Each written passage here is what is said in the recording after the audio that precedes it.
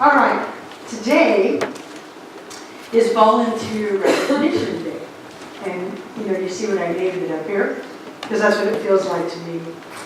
And at some point I will be announcing different people on their various teams, but I'm going to do it more or less randomly. So when you hear your name, I'm going to ask you to stand up as we go along, just so you know. I do this volunteer recognition every year. I've been doing it for many, many, many years, right before Thanksgiving, because it feels to me like just the right, perfect time to say thank you to my village.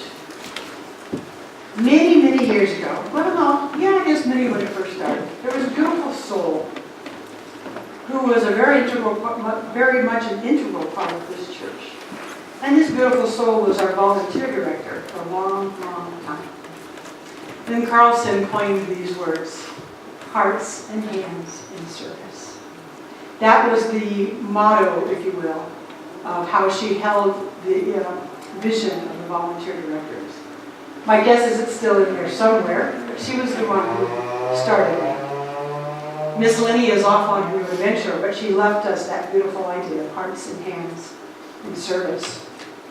And what she understood, what our current directors understand, and what most of us here understand is that when we cooperate with each other, when we work together, it not only makes us able to achieve more, but it is a lot more fun when we're working together as a group than when we're trying to be some independent Lone Rangers. That just really doesn't work. So cooperation is my word today because I see that that's what we do.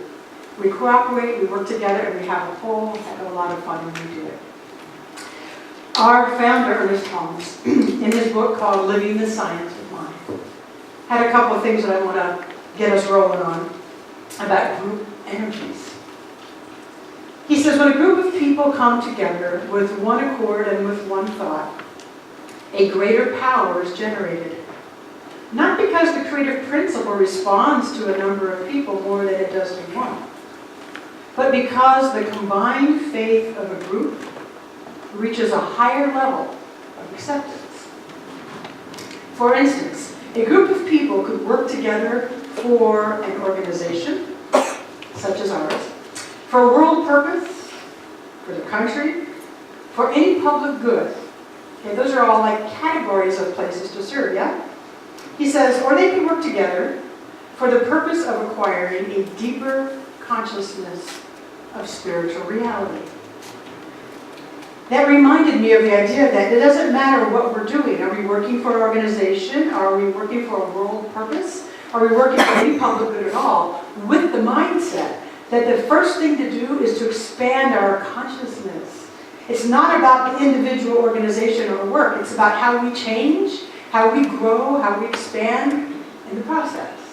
And when I read that, the phrase from the Bible that says, seek ye first the kingdom of God and all else shall be added, that's how I heard that. Seek ye first the kingdom of God. Seek ye first the greater consciousness. That no matter what work you're doing, no matter what you're trying to achieve, it's going to flow smoothly. It's going to unfold itself when we put the attainment of the higher consciousness, God, first. All the rest of it flows so much easier. So whatever we're doing, do it with the intention of expanding consciousness, more so than the intention of getting something or attaining the goal. Those things will fall. Greater consciousness, I love it. So today, I'm referring to Harmony Center as the village, our spiritual village. I'm going to be quiet while you read it. You see all the little people? That's all you. This is me standing in the middle of our village saying thank you. Becky found me that graphic. I'm like, oh, that's perfect. It's a great one. So, you can take that away. There's a story that some of you may have heard before, and I think it's a beautiful story. Unless you sit there thinking anything cynical about it, let me tell you that it's a true story. Many, many, many years ago, and maybe even still today, there are some African villages that from the time a child is very little, if they do wrong, if they do something bad in that village, instead of punishing that child, instead of judging that child, all the people in the village make a circle with the child in the center. And all the people out loud start telling that child all the good qualities they possess. Start telling that child all the good deeds they have done. Start showering them with all this praise. In this country, we punish. In this country, I'm generalizing, of course, but there's a whole lot of punishment for what you did wrong, and somehow we think that that's the right way to go about it. Oh my gosh, I love this model so much better. Can you imagine from the time you were, say, I don't know, when do you start doing what would be called bad? Certainly not 1 to 5. It's, that's just being a little kid. Can you imagine if you did something that your parents deemed wrong, and then you got your whole family, you get your whole family to stand around you and remind you who you really are. And then that continues throughout the person's life, so it doesn't end at childhood. It gets established as the normal pattern, but it keeps going all the way through adulthood.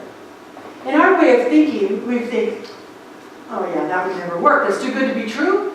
Yeah, but think if you were taught that model from the time you were itty bitty. If that was the thing they did, people reminded you of who you really are. Here at Harmony Center, we have a group of 11 beautiful people. They're not all here today, but as I call your name, I would ask you to stand. These are the people who help remind all of us who we truly are. Okay, I'm going to go by first name alphabet. Anna Cacao. Becky Moore.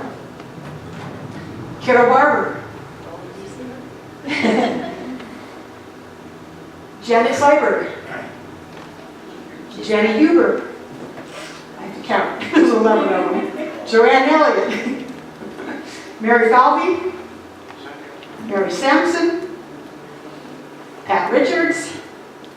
Pat Sanchez, who's downstairs with our kids and will be up later, and Sherry Uzel. Now, right now we've got 6 beautiful licensed practitioners who are here, and 5 more that we don't even see today. But these are the people who remind us, and I invite you to utilize them. When you forgot who you are, when you feel that you're separate from God, when you feel like your good is far away, ask these people to know that for you. That's what they do.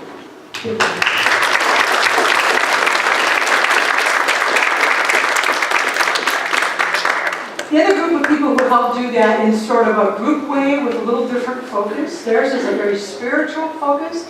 We also have a group of people who help guide us. And they are the people who help me keep this organization running. But they do it with that attitude of group faith that Ernest Holmes was speaking about. And they do it with the attitude of expanding the consciousness, not just achieving goals. And these people are called our core council, also known as board. Okay? And I'm going to ask you to stand. I'm going to read this one. It makes it a whole lot easier. The core council is Pat Richards, Mary Morris, stand please, Lamont Hyde, he's up there in the balcony, Lamont Hyde, Richard Rosenberg, not here, Laura Rukoff, Bonnie DeCecco, and Pat Sanchez. This is the board that helps me keep everything running in that same group faith attitude of mine. So we'll take that.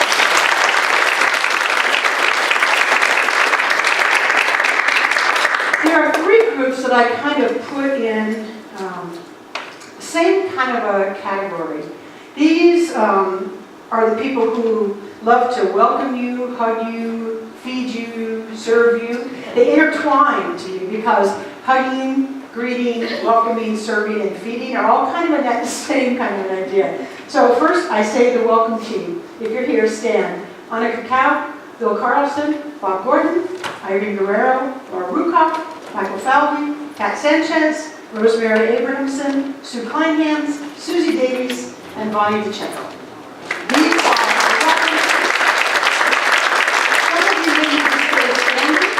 some of you may be able to stand to say hospitality.